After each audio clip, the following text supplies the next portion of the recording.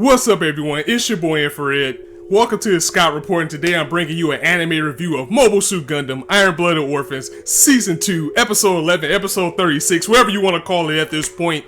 The mobile armor, the silent angel, has awakened after 300 years, and it is going on a rampage. And something that was pointed out in the comments last week, and I saw after I rewatched the episode, is that we got beams in the building, people. Beam weapons are in the house, and if the Barbados gets a beam saber, oh man, that is going to be hype, because the Ahab waves and technology have been thrown around ever since Season 1.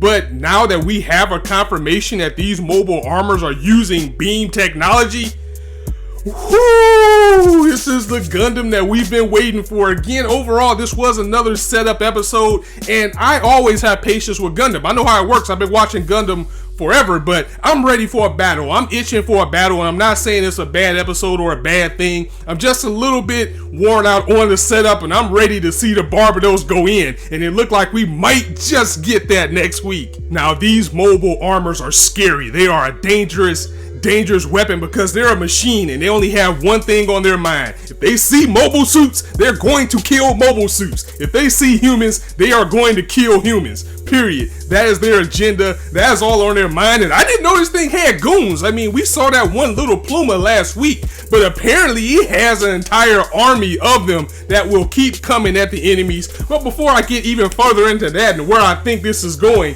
let's talk about this crusty fuck EOK. This EOK Rustal, or EOK Kujan, whatever his name is. Yeah, Kujan. This dude is a straight up fool idiot. I mean, yeah, he inadvertently awoke in the mobile armor, even though people told him to go back. You know, you can go past that because he didn't know. But when this thing got up and started wrecking his team and everything around him, he still wanted to fight. I mean, the only reason he even retreated is because his people were standing in his way, putting their life on the line and dying, saying, you have to keep the Kujan name going. Go without us, get away. And he booked out like, okay, I'm gonna do this for you guys. I will avenge you, I promise. But then only to come back at the end of the episode and fuck up the entire plan that Tekadai had to take this thing down and egg this mobile armor on again. And after what we learned about these mobile armors in this episode, that was the biggest mistake that you could have made. And he just blew everything out of proportion. I just hope everybody can pull through this before too much damage is done,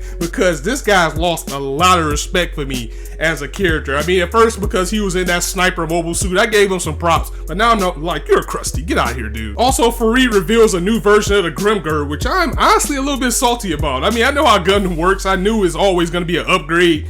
And just like I know it's going to be another Barbados before this is all over, but this new version is called the Helmwig Reinkar, and he says it's an improved version of the Grimgird, but he can't pilot it yet because of his position. So he let his assistant, I forgot his name right now, he's letting him pilot it, and I don't like the new look. It looks like fucking Shovel Knight. I hate it. I hate that it's not that iconic red. I hate that I spent so much time on this thing, that greatness here, only for him to change it up and to make it look entirely different. So, I mean, that's just personal. I don't like the new model.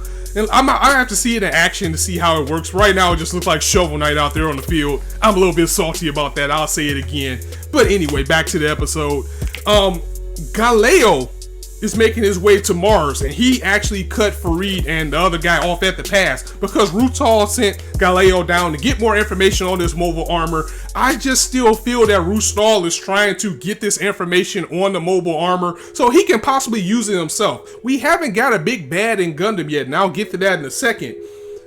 But I still feel that overall he's trying to use this thing to his own being. But more importantly, we're about to get that salty run back with Galeo and Farid next week, and I cannot wait to see that, unless they drag it out and do the cliffhanger like they did again this week. And it looks like we finally got the Barbados on deck, as Commando Unit Leader Mikazuki is about to go into battle to try to stop this mobile armor before it can get to where it goes, before, of course, EOK fucked it all up. But it was nice to see that Mikazuki has an official title now, and it was cool that Maribit bought Orga his jacket as well, because now he has to switch hats. He has to take off that business suit, throw that jacket on, and be a leader out there in the field, because things are about to go down. It was nice to see Ride out there on the field as well. We haven't seen him in a while, or at least not in battle.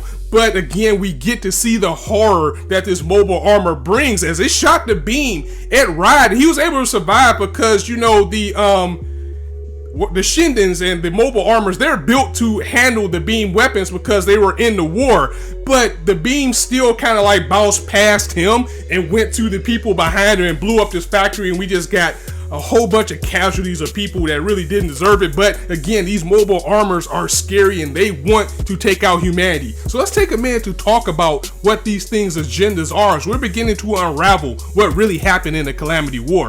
I was worried about Riot for a little bit though, because when those plumas started to consume him, I thought he was done. I thought he was gone, because we know how these Tekkadan kids are. They will go all out, and he was going in, but when he got overwhelmed, I was like, oh no, we got another death on our hands. But thankfully, Mikazuki was there with the Barbados to get him out of a jam. We also found out that battle strategy is pretty much the video game boss mentality that you need to take with dealing with these mobile armors. You have to take out the little spawns first and then take out the bigger mobile armor. And these little spawns, they are programmed to resupply. So they were like pillaging the areas around them for all the oil and supplies that they need to refuel themselves. And also, the mobile armors can self-heal, but if you take out the little plumas, then you can have a better chance of taking out the bigger mobile armor itself, because that will slow down the healing factor. So let's talk about these mobile armors, because this is a big scary issue that we're dealing with, and this could end up leading us to an end boss type of scenario for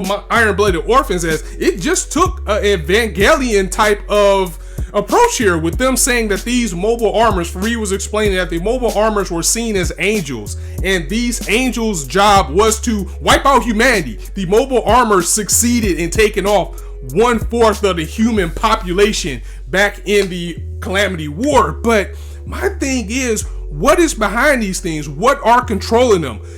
What is the other side of the Calamity War? I cannot wait to get into what is the bigger picture of this war overall, because something has to be over these things. It has to have some type of hive mind mentality. It has to be some type of big brain that make these things go. So I think that is going to eventually end up being the end goal of Iron-Blooded Orphans, is to stop whatever it is making these things wake up. Where did they come from? Who created them? All these type of things I'm hoping we get the answer to as we're beginning to head into the second half and the end of this season, because next week be like episode 12, and this is what, 25 episodes? So we're heading into the second half, of course, going into the winter season, and it's good to finally see the bigger picture come to light. But is Rustal's game is to try to find out where this thing is, like maybe what's controlling these mobile armors way back from the war, or will we see a possible fusion between Gjallarhorn finally getting on the same page to stop this mobile armor? Because I think in the end, you're going to look at it like the enemy of my enemy is my friend. If these things want to destroy humanity, what's going to stop them from taking out the other side of Gjallarhorn that Fareed isn't part of? And I always say this every week, just when we think that Fareed is on our side, there are some little things that he does underground. Like he was acting like he didn't know what EOK talked about. And I don't know if this just was me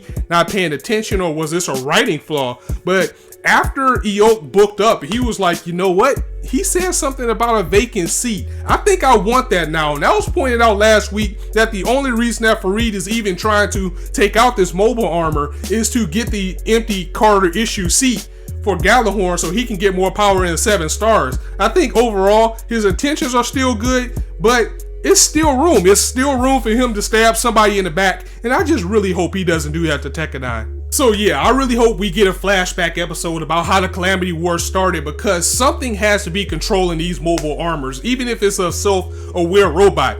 What is monstrous enough to want the entire human race wiped out, and what's pushing the button to make it do so? And I really hope it isn't another human. It would be pretty cool if it was just like some type of cold machine that was maybe built by a human but became self-aware, kind of like Ultron or something. You know how this always works with robots and things becoming self-aware. Predictable, yeah, but I would like to see it. I wouldn't mind seeing it, because that just means there will be more Gundams going in. So that was it. That was the episode in a nutshell. Again, it was another fantastic setup episode. You're going to get that a lot in Gundam, but I am itching for a battle. Hopefully we'll get it next week with Galeo being on the field with the mobile armors, with everybody being in the right place. We got the whole team attacking on there. We got both sides of Gallahorn. So next week should go in. I thought it was going to go in this week, but this week just got scary because we just seen the chilling horror of the mobile armor and possibly a theory of the end game. So guys, let me know what you thought of this episode in the comments below. If you like this video, go ahead and drop it a like, and if you want to hear more, go ahead and hit that subscribe button, as there's not a shortage of content for you guys to indulge on this channel. And as I always say, you guys can be anywhere on YouTube right now,